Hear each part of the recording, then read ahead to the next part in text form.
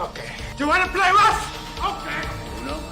Say hello to my little friend! Scarface wasn't just a movie. It was a cultural earthquake disguised as a crime film. When it hit theaters in December 1983, critics tore it apart, cities tried to ban it, and audiences didn't know what to make of it. But 4 decades later, it stands as one of the most referenced, most quoted, and most studied films in cinema history. It rewrote the rules on how Hollywood depicted ambition, violence, and the immigrant experience twisted into an American nightmare. These are the 15 hidden details in Scarface you completely missed. Number 1. The iconic scene. Let's start with the line that became bigger than the movie itself. Tony Montana's furious battle cry during the final mansion shootout didn't just become a famous quote, it became one of the most recognized sentences in the English language. The American Film Institute ranked it among the greatest movie quotes in cinema history, placing it alongside lines from Casablanca, The Godfather, and Gone with the Wind. What makes this even more remarkable is that the line wasn't in Oliver Stone's original screenplay. It doesn't appear in any revised draft. Pacino invented it on set during the final shootout, a moment of pure improvisational instinct, as Tony makes his powder-fueled last stand with an M16 fitted with an underslung grenade launcher. De Palma loved it immediately, recognizing that its absurd bravado perfectly captured Tony's delusional self-mythology even as bullets tore through him. The line has since been referenced in hundreds of films, television shows, and rap songs across 4 decades. And Pacino later admitted he doesn't even remember saying it, blacked out on performance adrenaline. The most iconic line in the film came from nowhere and everywhere at once. Number 2. It's a remake, not an original story. Most people assume Scarface sprang fully formed from the mind of Oliver Stone, but here's what a lot of fans don't realize. The 1983 Scarface is actually a remake. The original Scarface was released in 1932, directed by Howard Hawks and produced by the legendary Howard Hughes. That film told the story of Tony Comante, a Prohibition-era gangster loosely based on Al Capone. It was controversial in its own time, banned in several states, and sparked a national debate about violence in cinema more than 50 years before the remake would do the exact same thing. What Oliver Stone and Brian De Palma did was take that foundational story and reimagine it entirely for the cocaine-era underworld of 1980s Miami. The names changed, the setting changed, the drugs changed, but the core arc of a ruthless immigrant clawing his way to the top and self-destructing at the peak remained intact. Knowing this transforms how you watch the film. It's not just a story about Tony Montana, it's a story America keeps telling itself, generation after generation, about the price of unchecked ambition. Number 3. Tony Montana's scar. Tony's iconic facial scar wasn't reapplied every morning like typical movie makeup. It was a semi-permanent prosthetic bonded to Pacino's skin for days at a time with industrial-grade medical adhesive. The goal was perfect visual continuity across a months-long production, but removing it repeatedly tore at Pacino's skin, causing genuine irritation and inflammation that worsened as filming progressed.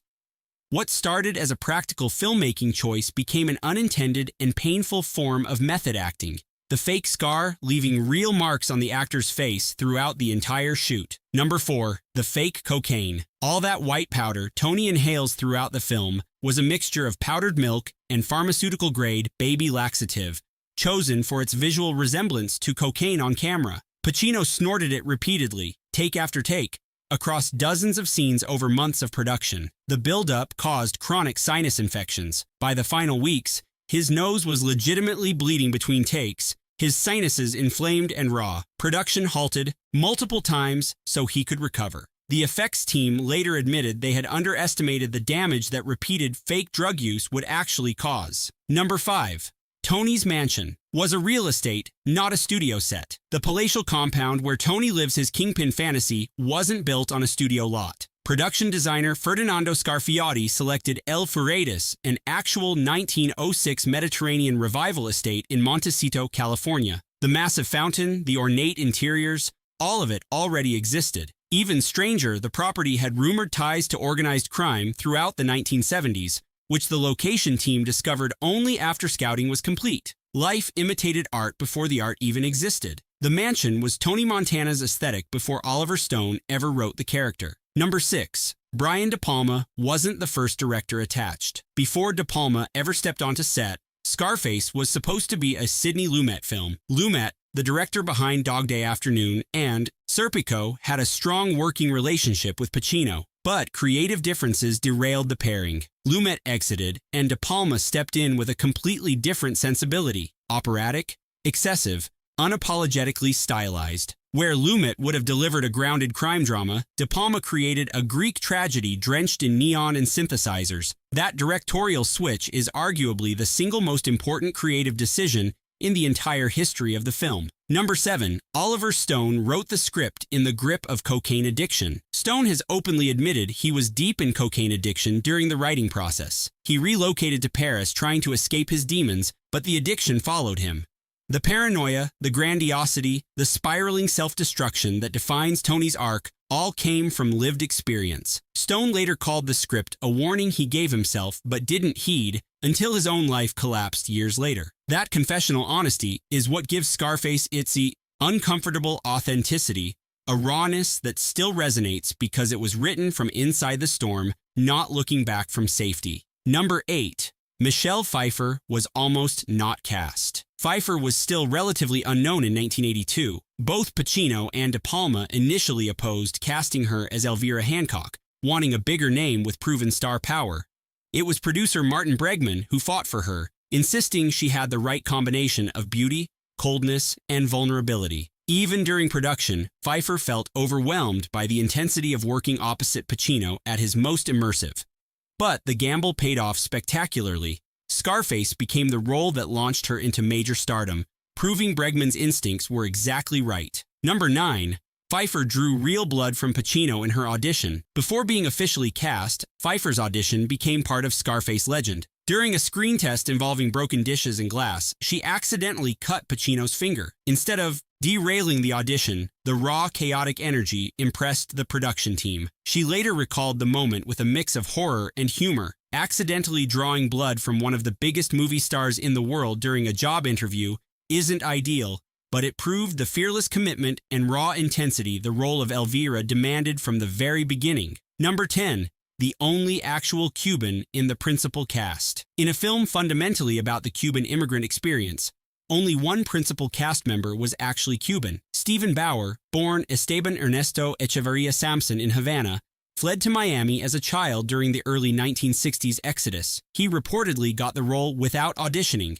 Throughout production, Bauer quietly coached Pacino on accent and mannerisms, providing authentic emotional reality no dialect coach alone could match. Ironically, his grounded performance as Manny received far less attention than Pacino's theatrical interpretation. The real Cuban played second, fiddle to the theatrical performance of Cubanness in a film supposedly about authenticity. Number 11. Pacino trained hard for Tony Montana's physicality.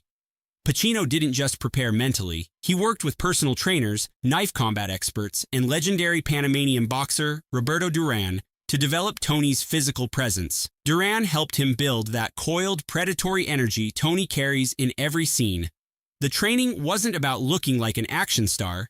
It was about making every movement feel dangerous, like a man whose body remembered a lifetime of violence. That physical preparation is a hidden layer of the performance most viewers feel instinctively without recognizing where it comes from. Number 12. Miami didn't want the movie filmed there. Miami officials feared Scarface would damage the city's image and tourist economy, so they rejected major filming requests. Most of the movie ended up being shot in Los Angeles, but the production still captured select scenes in Miami, including footage at the Fontainebleau Hotel and the infamous chainsaw sequence on Ocean Drive.